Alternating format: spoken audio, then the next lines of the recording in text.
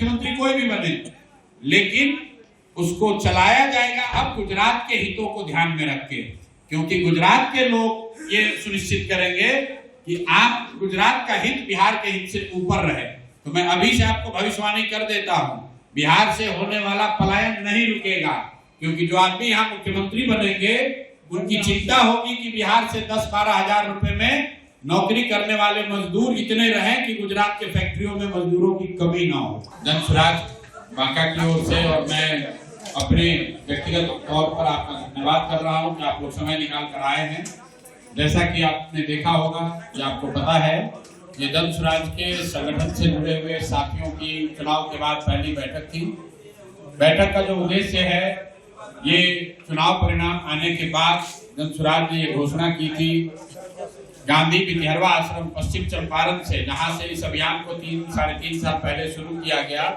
चुनाव परिणाम आने के बाद हम लोगों ने वहां एक दिन का मौन उपवास किया था और उस दिन ही ये घोषणा की थी कि बिहार बदलाव के जिस सपने को, जिस संकल्प को लेकर जनसुराज की शुरुआत की गई है, उस विचार और उस प्रयास में आने वाले समय में कोई कमी नहीं आने दी जाएगी।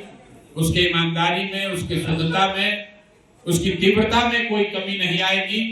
जब तक बिहार में सुधारने के अपने संकल्प को हम लोग पूरा न कर ले, बिहार को बदल न दें, तब तक जनसुराज और उसके साथी पीछे हटने वाले नहीं हैं।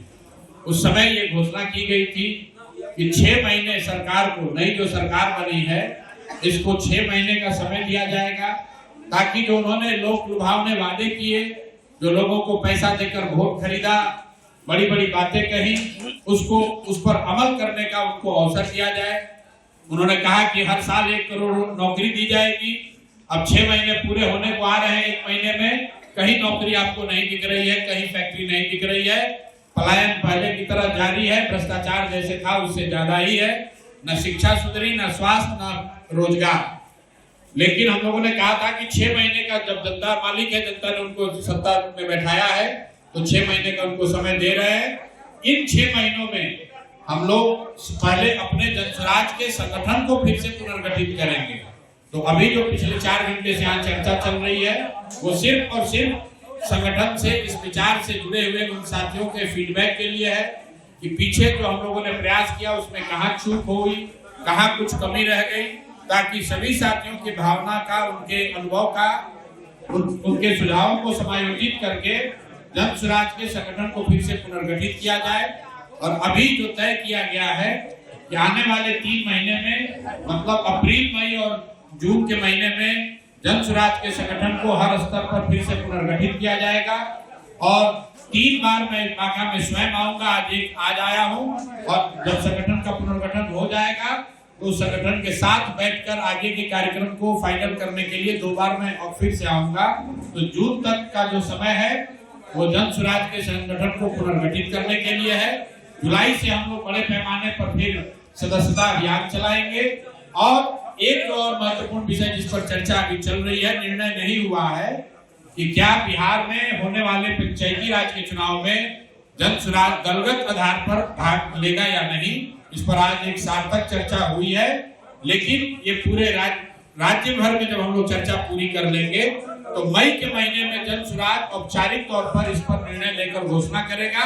अगर ये तय हुआ कि जनसुराज दल के आधार पर इन चुनाव में हिस्सा लेगा, तो आने वाले समय में जो अक्टूबर-नवंबर में पंचायती राज के चुनाव होंगे, उसमें जनसुराज दल के आधार पर अपने साथियों को, अपने से जुड़े हुए लोगों को चुनाव लड़ाने की हर संभव कोशिश करेगा। अगर आपका ये सवाल है क्या पाया, तो वही पाया जो पिछले 3 बरस से बता रहे थे कि बिहार में लोगों को सभी चीजों की समझ है, लोग उसकी चर्चा करते हैं, उससे पीड़ित हैं, उस पर चर्चा करते हैं, उसमें सुधार को चाहते हैं, लेकिन सुधारने के लिए जो वोट देने की बात आती है, उस समय कहीं ना कहीं उनसे गलती हो जाती है, चूक हो जाती है। पहले लोग जाति और धर्म के नाम पर ये चूक कर रहे थे, लेकिन इन चुनाव में एक नया फैक्टर हुआ 10,000 रुपए का। आपने देखा कि 10,000 रुपए जिस पैमाने पर बटे हैं, हर विधानसभा क्षेत्र में 60 से 70 करोड़ रुपया सरकार ने आपका, हमारा, बिहार के लोगों का पैसा बांटा वोट को एक तरीके से खरीदने के लिए। यही वजह है कि आप देख रहे हैं कि 202 विधायकों वाली सरकार और उसके मुखिया 6 महीना भी मुख्यमंत्री नहीं रह पाए, उनको पद छोड़ना पड़ रहा है। जिस व्यक्ति को 202 विधायकों का समर्थन साफ हाथ होगा, वो कभी मुख्यमंत्री पद छोड़कर राज्यसभा में नहीं जाएगा। तो ये जो घटना हो रही है, इस बात को प्रमाणित कर रहा है कि जो इस बार सरकार चुनी गई है, वो नीतीश कुमार जी या एनडीए के काम या उनके लोकप्रियता के आधार पर नहीं है, वो 10,000 रुपए का प्रभाव है, इलेक्शन कमीशन ने जो मदद की उसका प्रभाव है, सरकारी तंत्र का जो दुरुपयोग हुआ उसका प्रभाव है। और ये सब कैसे हुआ? ये कुछ संभव हो पाया केंद्र में बैठी हुई भाजपा की सरकार ने, प्रधानमंत्री अमित शाह जी के प्रयास के मदद से जो ये मैन्युफैक्चर्ड मैंडेट हासिल किया गया है, इसीलिए नीतीश कुमार को अपना पद छोड़ना पड़ रहा है।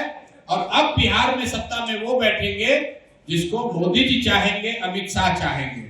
आपके राज्य की खबरें, आपके शहर की खबरें सबसे पहले जानने के लिए देखते रहें अमर उजाला। चैनल को सब्सक्राइब जरूर कर लें और पाएं हर अपडेट।